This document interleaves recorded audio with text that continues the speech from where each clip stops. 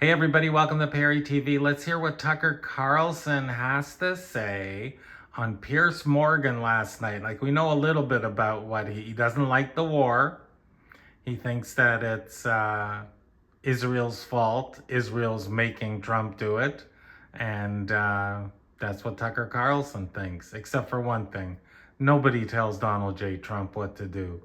If you've ever been to New York, if you're a New Yorker that's in the real estate business, nobody tells Trump what to do. Plus, Trump has information that Tucker Carlson simply does not have. He's a wannabe CIA agent, and now he's got his foot in the door. He's got some limelight. So on Perry TV, we show both sides. So both sides it is. Let's hear what he has to say. Turn up the volume a bit.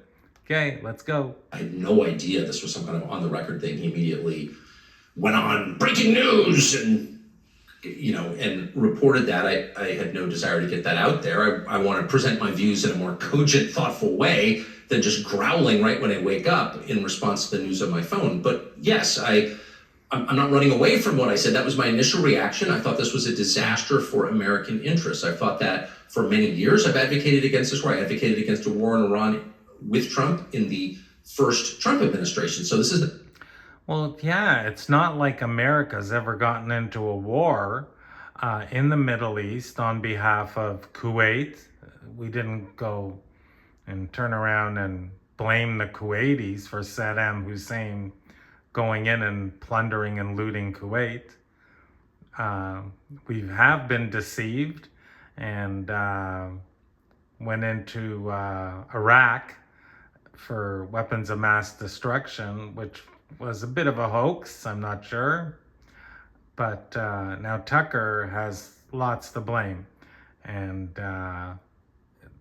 maybe Iran does have underground cities filled with 1 million missiles and waiting to put nuclear warheads on it and hold the Middle East hostage. But Trump is a smart guy, and he's got the whole American military and intelligence service, so he knows a little bit more than Tucker, but Tucker's popular. Let's hear what he has to say. not a new position for me. I don't want to be vindicated in my fears, but unfortunately, I think the very few people who publicly oppose this are being vindicated because I don't know what the case is that this is good for the United States. No one's even attempting to make that case. So instead they say, well, you hate Jews, to which I always say, well, not only do I not hate Jews, I think anti-Semitism is immoral. It's against my religion. Shut up, you hate Jews.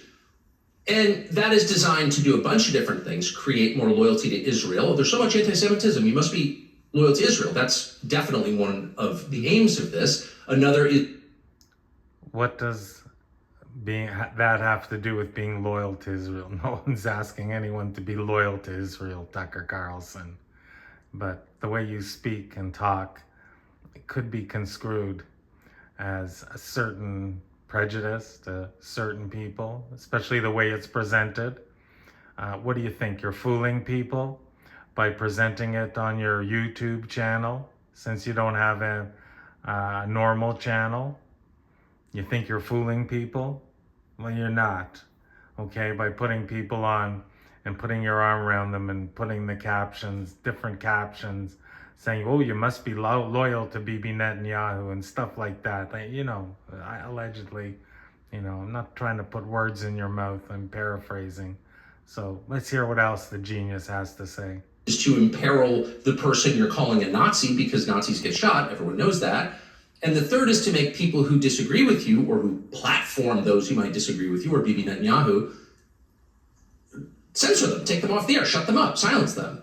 Those are the points of it. But at no juncture have I ever met anybody who has laid out like a kind of reasonable, even slightly fantastical, but just like logical case for how this war will benefit the United States, make us stronger, safer, richer. Office with President Trump. You were photographed with him. You met him, I think, maybe 3 times in the months leading up to this war. And I presume you discussed the potential for war in Iran with him. Did you try and persuade him that this would be a terrible idea? That's a great question. Of course he didn't. Tucker at heart is a coward. All cowards hide behind a keyboard. But let's hear what he says. Of course, that's why I went 3 times in a month, 5 weeks maybe. Yeah, that's why I went. And I've known him a long time, as you have, and always gotten along with him, still get along with him. I still like him. I'll always like him no matter what happens. Just because I like him as a guy. And I think he's trying his best. But in this case... He doesn't like you, Tucker.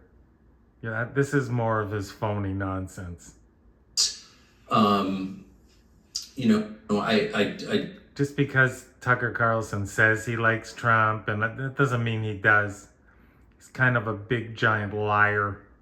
Couldn't have an effect. I tried sincerely. I wasn't getting paid for it. It's coming, of course, at some reputational cost. No one wants to deal with being called a Nazi, screamed at, or threatened, or having... No one's calling you a Nazi, Tucker. They're calling you a liar and a faker.